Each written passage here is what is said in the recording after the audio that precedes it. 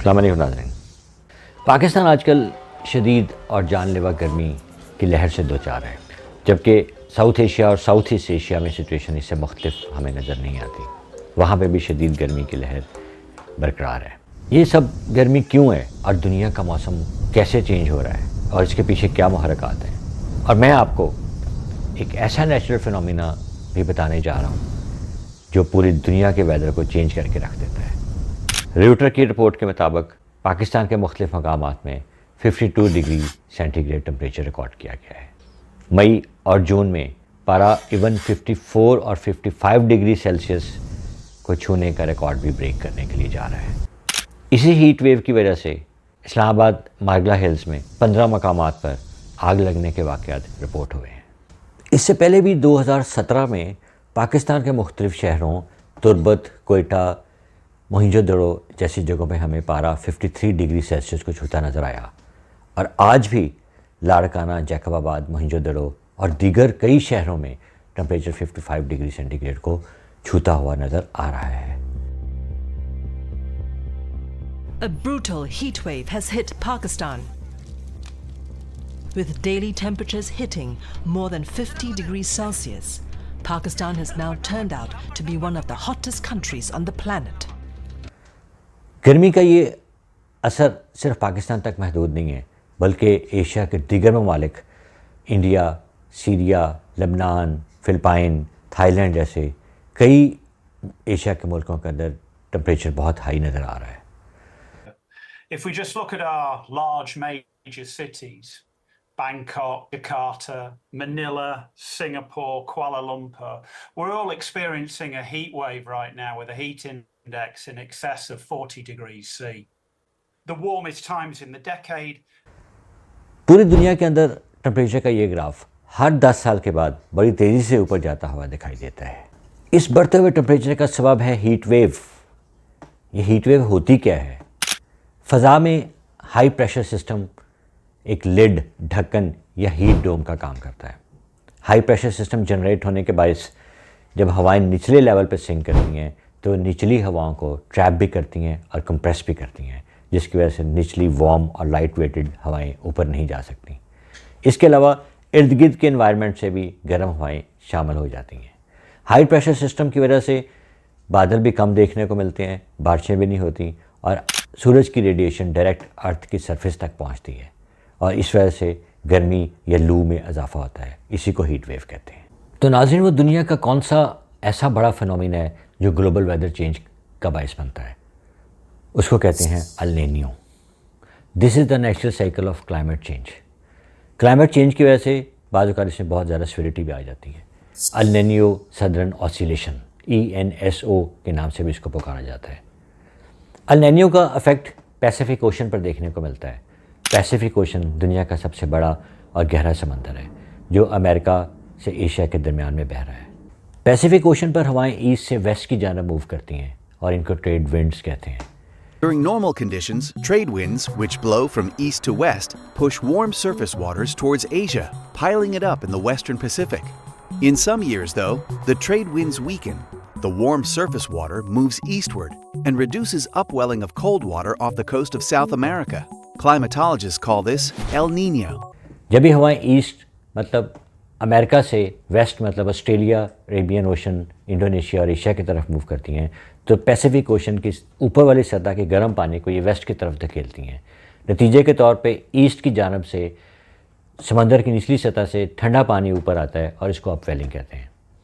جب یہ ہوائیں ایسٹ سے ویسٹ کی طرف موو کرتی ہیں تو زیادہ وارم واٹر ویسٹ مطلب آسٹریلیا کی طرف ہونے کی وجہ سے وہاں پہ ایویپوریشن ہو جاتی ہے، اور جب ایویپوریشن ہوتی ہے تو پھر وہاں پہ بادل بنتے ہیں، اور اس بادلوں کے نتیجے میں آسٹریلیا یا اس کے ارد گرد کہیں بارشیں بھی دیکھنے کو ملتی ہیں. مگر اگر ہوائیں الٹ چلنا شروع کر دیں یا سلو ہو جائیں تو وہی گرم پانی جو ہے وہ ایسٹ کی طرف موو کرنا شروع کر دیتا ہے، اور پیسیفک اوشن پر کسی بھی جگہ پہ ایویپوریشن ہو جاتی ہے اور بارشیں دیکھنے کو ملتی ہیں. اور اس کے نتیجے میں آسٹریلیا مطلب ویسٹ والی سائڈ کے اوپر ہائی پریشر کریٹ ہونا شروع ہو جاتا ہے، اور اس ہائی پریشر کریشن کی وجہ سے کیونکہ ایویپوریشن نہیں ہوتی، گرم پانی وہاں پہ نہیں ہے، تو بادل ہونے کے امکانات بہت کم ہو جاتے ہیں اور بارشیں بھی بالکل نہیں ہوتی. اور اس کے نتیجے میں وہاں پہ ہیٹ ویوز کریٹ ہونا شروع ہو جاتی ہیں. جب آسٹریلیا والی سائڈ پہ ہیٹ ویو کریٹ ہوتی ہیں تو بعض اوقات دیکھا گیا کہ آسٹریلیا کے بہت سارے جنگلات میں آگ بھی لگ جاتی ہے. النینیو ہر 5 سے 7 سالوں کے درمیان کبھی بھی ہو سکتا ہے اور اس کا افیکٹ 9 سے 12 مہینے تک برقرار رہتا ہے. ورلڈ ہیلتھ آرگنائزیشن کے بقول یہ دنیا کا سب سے بڑا افیکٹ ہے جو گلوبل ویدر چینج کا باعث بنتا ہے.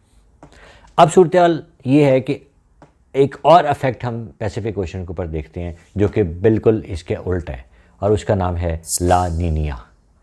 لا نینیا کی صورتحال میں جب ہوائیں ایسٹ ویسٹ کی طرف چلتی ہیں تو بہت تیزی سے چلتی ہیں. Those trade winds pick up again and sometimes become even stronger than normal.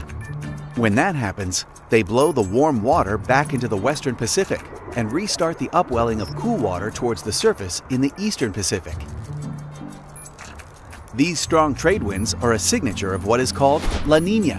اور نتیجے کے طور پہ ایسٹ ویسٹ کی طرف کا جو گرم پانی ہے وہ بہت زیادہ ایکیومولیٹ ہو جاتا ہے آسٹریلین سائڈ پہ, اور اس بہت زیادہ گرم پانی کی ایکیومولیشن کی وجہ سے ایواپوریشن بھی یقینی طور پہ زیادہ ہوتی ہے, اور اس کے نتیجے میں ان علاقوں میں آسٹریلیا سائڈ پہ بہت زیادہ بارشیں اور سیلابی کیفیت دیکھنے کو ملتی ہے. اور بعض اوقات بہت ساری نیوز آتی ہیں کہ ان علاقوں میں اندر سیلاب کی صورتحال پیدا ہو جاتی ہے, اور یہ یقینی طور پہ اس لا نینیا کے ایفیکٹ کی وجہ سے ہی ہوتا ہے. ناظرین, اس گراف کی طرف دیکھیں. یہ بتاتا ہے کہ سینکڑوں سال پہلے دنیا کا کلائمیٹ انتہائی معتدل اور بیلنس تھا, لیکن 1950 کے بعد کیا صورتحال بنی کہ دنیا کا کلائمیٹ چینج ہونا شروع ہو گیا اور ٹمپریچر بڑھنا شروع ہو گیا. کیا انڈسٹریل ریولوشن اس کی وجہ بنی, جس میں بڑے پیمانے پر انڈسٹریلائزیشن, اربنائزیشن, ڈیفارسٹیشن اور ٹرانسپورٹیشن کی بھرمار ہو گئی.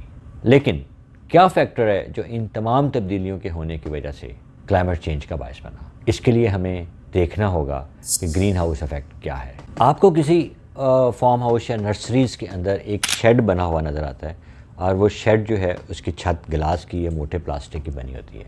اسپیشلی سردیوں کے اندر یہ اس طرح کی چیزیں بنائی جاتی ہیں اور اس کے اندر تاکہ پودے اگائے جائیں. اب ہوتا یہ ہے کہ جب اس شیڈ کے اوپر سورج کی روشنی پڑتی ہے تو سورج کی ریڈیشن جب اندر آتی ہے تو اس گلاس کی وجہ سے باہر نہیں جا پاتی یا کم جاتی ہے, اور دوسری طرف زمین کے جو وارم ٹمپریچر ہوتا ہے وہ اور ریڈیشن مل کے اندر کے ایٹماسفیئر کو وارم کر دیتی ہیں, جو کہ پودوں کی افزائش کے لیے اچھی ہوتی ہے. بالکل اسی طرح انڈسٹریلائزیشن, ڈیفارسٹیشن, اربنائزیشن اور ٹرانسپورٹیشن کی وجہ سے بہت ساری گرین ہاؤس گیسز جیسے carbon dioxide, carbon monoxide, methane اور نائٹرس آکسائڈ فضا میں بڑی مقدار میں جمع ہو جاتی ہیں, اور یہ بالکل ویسا ہی کام کرتی ہیں جیسے ایک شیڈ کے اوپر گلاس یا پلاسٹک شیٹ کام کرتی ہے.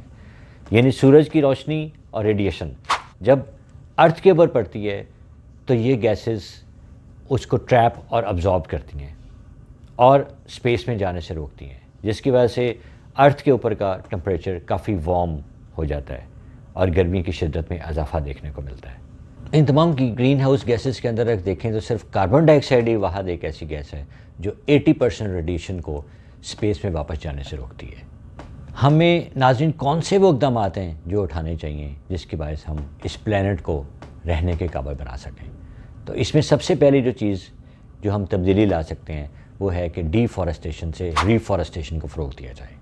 جب زیادہ درخت اور زیادہ فارسٹیشن ہوگی تو کاربن ڈائی آکسائڈ پودے کیونکہ زیادہ ابزارو کریں گے اور ایئر پولوشن میں کمی دیکھی جائے گی. دوسری چیز رینیویبل انرجی کو فروغ دینا. Solar panels, solar بلبس, energy saving بلبس اور اس طرح کے دوسرے اقدامات اٹھائے جائیں تاکہ ہماری جو ایئر پولوشن ہے اس میں کمی واقع ہو سکے. نئے بننے والے گھروں کی چھتوں کو اگر وائٹ پینٹ کیا جائے تو سورج کی ریڈیشن ابزارب نہیں ہو پائے گی, جس سے اندر کا ٹمپریچر کچھ بہتر ہو جائے گا. انڈسٹری کے ویسٹ کو روکنے کے لیے کاربن ریورسل فلٹرز کا استعمال لازمی قرار دے دینا چاہیے, جس سے وہ ویسٹیج جو ہے وہ کم ہوگی اور ایئر پولوشن بھی اس سے کم ہوگی. برننگ فاسل فیولز کے استعمال کو ڈسکریج کرنا چاہیے, جیسے کہ بہت سارے پاور پلانٹس ہیں وہ کوئلے کے ساتھ چلائے جاتے ہیں جو کہ انوائرمنٹ کے اندر بہت سارا پولوشن پیدا کرتے ہیں اور ایئر پولوشن میں اضافہ کرتے ہیں.